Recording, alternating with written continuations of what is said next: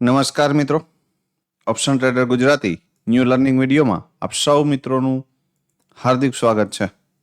સૌથી પહેલાં અગત્યનું ડિસ્ક્લેમર કે આ વિડીયો માત્ર ને માત્ર એજ્યુકેશન પર્પઝથી છે.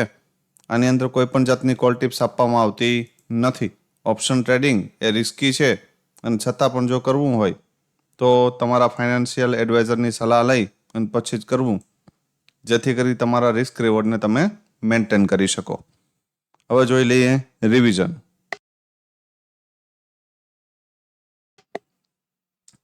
હવે માર્કેટ ક્લોઝ થયું પછી લગભગ 30 મિનિટની અંદર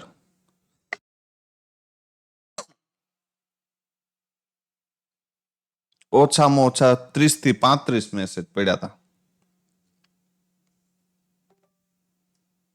કે સાહેબ આ છેલ્લી જે કેન્ડલ બની છે એ શું છે. હવે ભાઈ એ કેન્ડલને એક સિમ્પલ અને સાદી કાઠિયાવાડી ભાષામાં આપણે નામ દઈએ ને તો ઝાંઝવાના જડ છે. શું છે?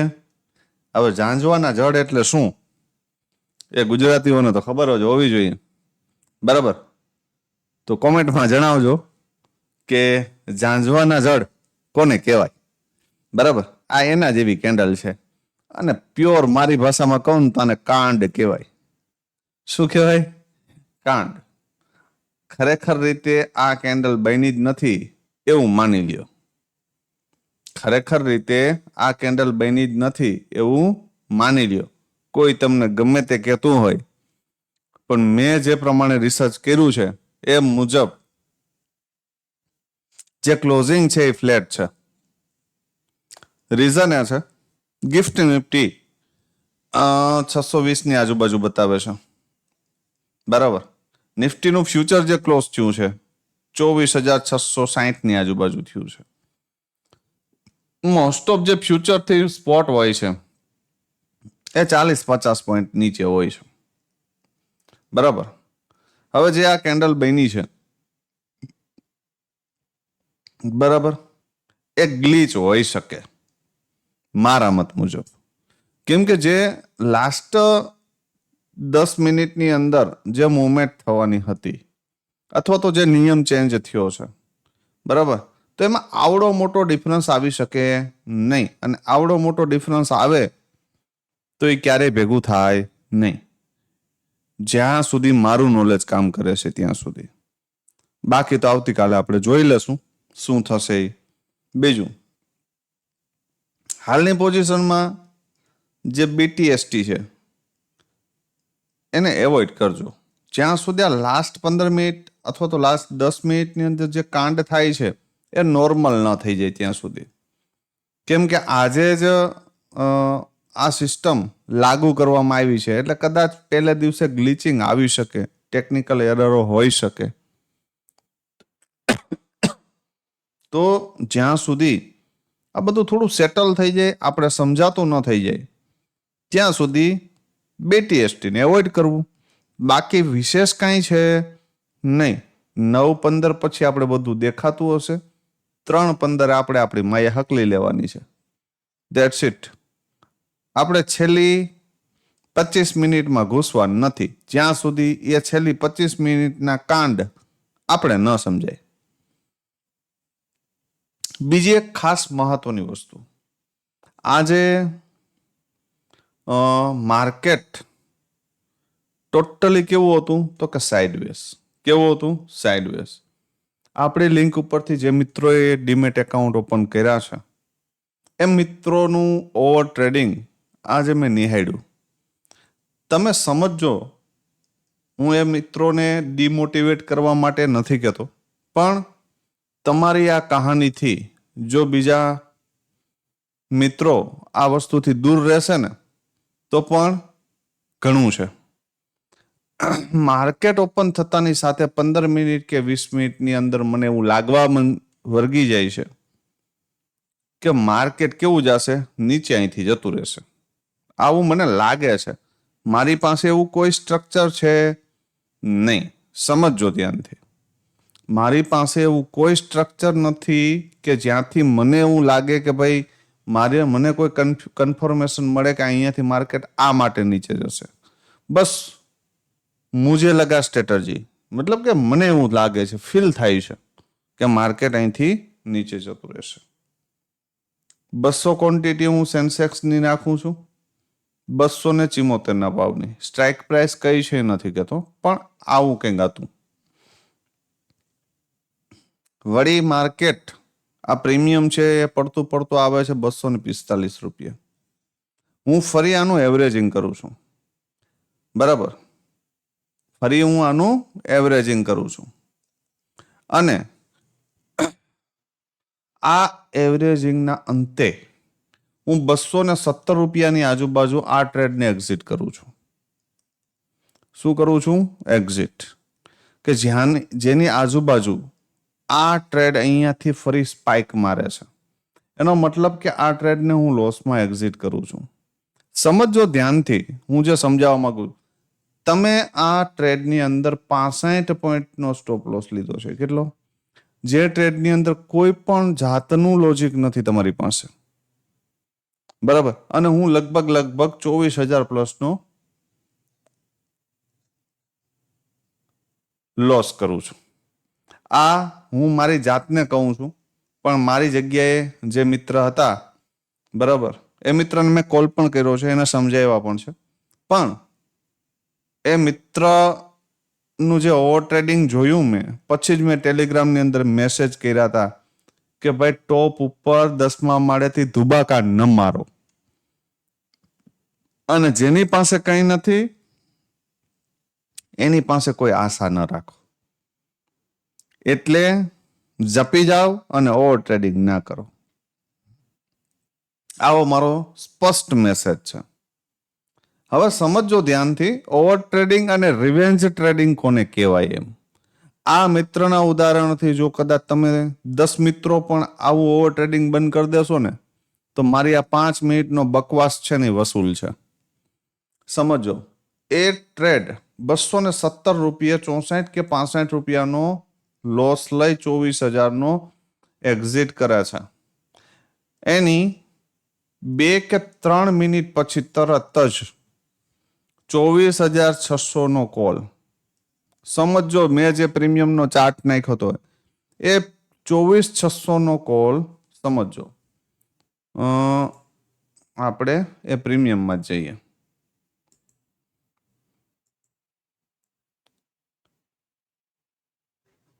$24,600, ઓકે.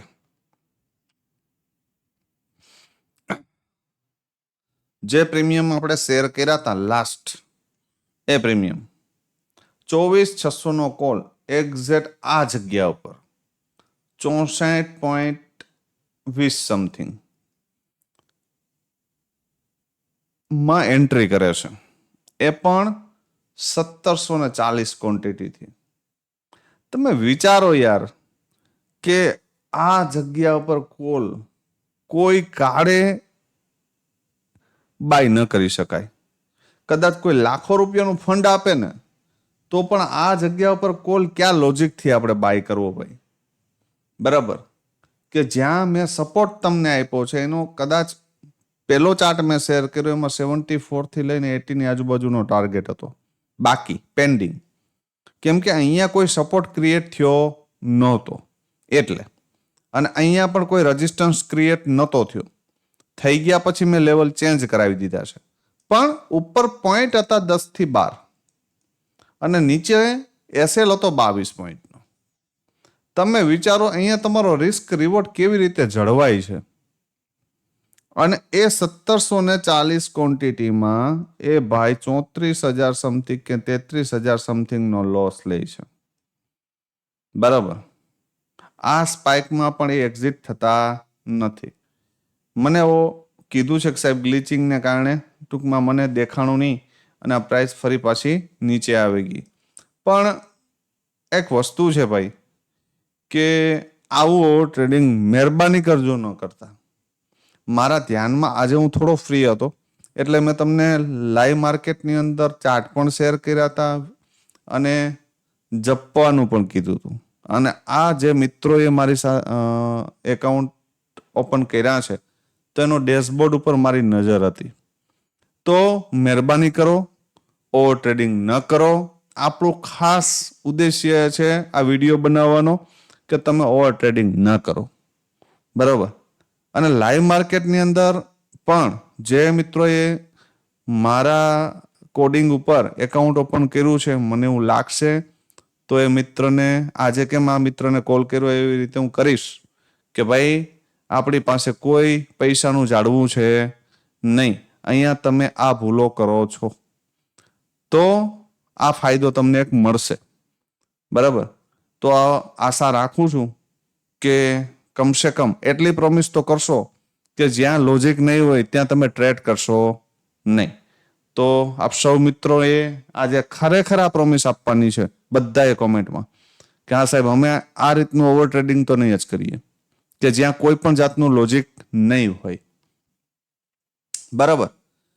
તો બીજું એક ખાસ કે જે મિત્રોએ ડીમેટ એકાઉન્ટ ઓપન કર્યા છે શનિવારથી લઈ અને રવિવાર સુધીમાં કે આજે, એ મિત્રોના લગભગ એકાઉન્ટ આવતીકાલે એક્ટિવ થઈ જશે. રીઝન એ છે કે 24 વર્કિંગ અવરની અંદર આ એકાઉન્ટ ઓપન થતા હોય છે, પણ સેટરડે સન્ડે એ વર્કિંગ અવરમાં આવે નહીં, એટલા માટે એક દિવસ લેટ થયું છે, બરાબર.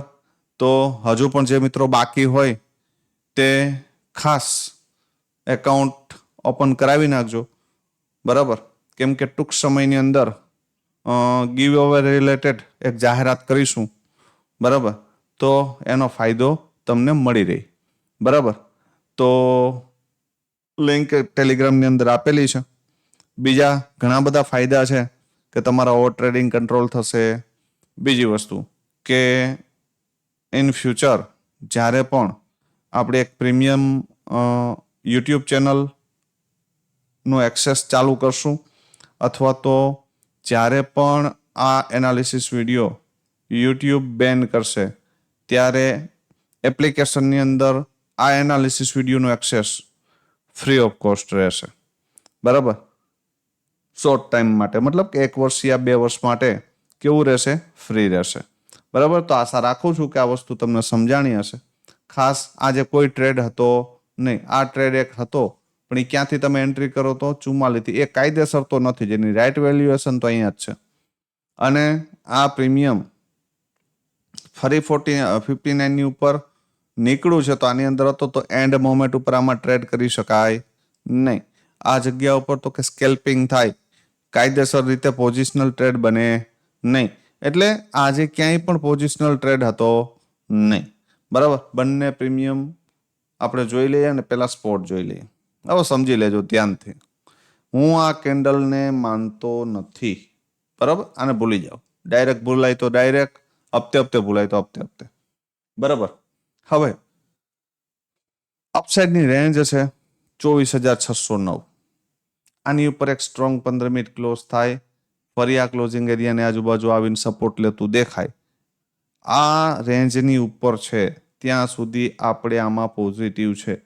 જો આ રેન્જ બ્રેક થઈ તો પછી આ એરિયા આવી શકે, યાદ રાખજો, બરાબર. એટલે જો થોડું ગેપ અપ ઓપન થઈ ગયું, પુલ બેક એન્ડ કન્ટિન્યુએશન, જ્યાં સુધી જાય ત્યાં સુધી અપસાઇડ માટે સ્લોલી જશે અને એ પ્રીમિયમની અંદર વધારે લાલચ રાખવી નહીં, આ યાદ રાખજો. ડાઉન સાઇડ માટે જો આ ઝોન બ્રેક થઈ જાય, આ ઝોન બ્રેક થઈ જાય, ક્યું? તો કે આ લો બ્રેક થાય અને ફરી એનું રિટેસ્ટ આવે તો પછી તમે અહીંયા સુધી 415 સુધી કન્ટિન્યુએશનમાં જઈ શકો ને એનાથી નીચે જાય તો 331, બરાબર.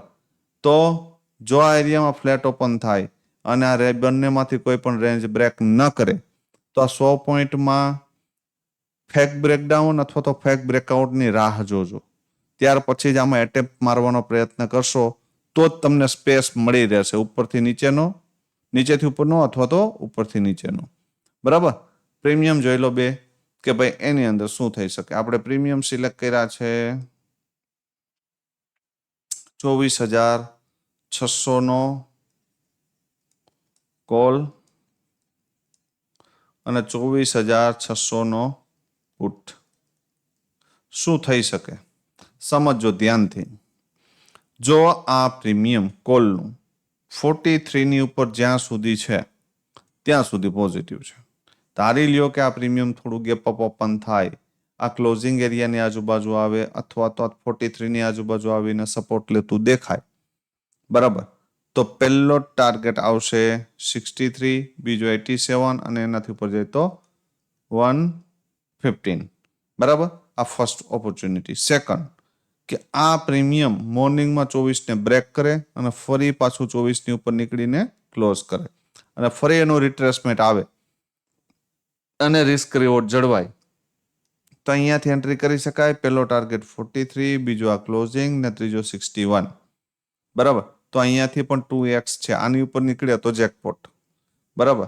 એક બેસ્ટ હીરો 0 લેવલ કે અહીંયાથી આમ સીધું 11 ને બ્રેક કરી દે, ફરી પાછું 11 ની ઉપર નીકળે તો અહીંયાથી 4x થવાની પોસિબિલિટી છે. પહેલા 24 પહેલો ટાર્ગેટ, બીજો 43 ને ત્રીજો 61 અને આની ઉપર નીકળું તો આ ઉપરના લેવલ, બરાબર. આ 3 ઓપોર્ચ્યુનિટી છે. મળે તો ગ્રેપ કરવાની, બાકી આરામ કરવાનો. 24,600 ના પુટમાં સમજી લો, જ્યાં સુધી ભાઈ આ 60 ની નીચે છે ત્યાં સુધી આ નીચે આવવાની પોસિબિલિટી ધરાવે છે. આ બે ઝોન મેં તમને આપ્યા છે 29 અને 10, બરાબર. તો એ ઝોનની અંદર રેન્જનું બ્રેકડાઉન અને ફરી ઉપર નીકળે તો જ માનવાનું છે, બાકી ડાયરેક્ટ ઝોન ઉપર ઘૂસી જવાનું નથી, બરાબર. બીજી વસ્તુ કે આ 43 ને નીચે બ્રેક કરી દે, આ ઉપર બ્રેક કરી દે અને ફરી એનું રિટ્રેસમેન્ટ 60 રૂપિયા અથવા તો 59 ની આજુબાજુ ક્યાંય પણ આવે તો પહેલો ટાર્ગેટ 83, બીજો 116 અને આની ઉપર નીકળું તો બ્લાસ્ટ 175, બરાબર. પણ અહીંયાથી અહીંયા સુધીનો લેશો ને 116 સુધીનો તો પણ 2x કેપિટલ થઈ જશે.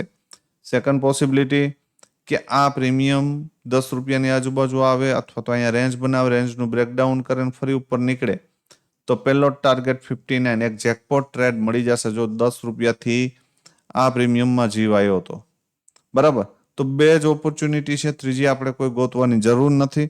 લાઈવ માર્કેટની અંદર આપણે જે પેલી કાંડવાળી કેન્ડલ છે ને એ દેખાશે નહીં મારા મત મુજબ, કેમ કે જો ટેકનિકલ ગ્લિચિંગ હશે બધી એપ્લિકેશનની અંદર તો એ સોર્ટ આઉટ થઈ જશે, બરાબર. તો આશા રાખું છું કે આ વિડીયો તમને સમજાણો પણ હશે અને આજે જે વસ્તુ મેં કીધી છે તમને ઓવર ટ્રેડિંગ ઘટાડવાની, એનું પ્રોમિસ તમારે દરેક મિત્રોએ કોમેન્ટમાં કરવાનું છે. આજે આપ સૌ મિત્રોએ શું કર્યું છે એ પણ ખાસ કોમેન્ટમાં જણાવજો, એટલે જેથી કરીને મને પણ ખ્યાલ પડે. અને જે મિત્રોએ ડીમેટ એકાઉન્ટ ઓપન નથી કર્યું તે મિત્રો જેટલું બને એટલું વહેલું ઓપન કરાવી લેજો, એટલે જેથી કરીને આવનાર સમયની અંદર જે કોઈ પણ સ્કીમ આવશે એના હકદાર તમે બની શકો. તો ફરી મળીએ નવા વિડીયોમાં. ત્યાં સુધી જય માતાજી, હર હર મહાદેવ.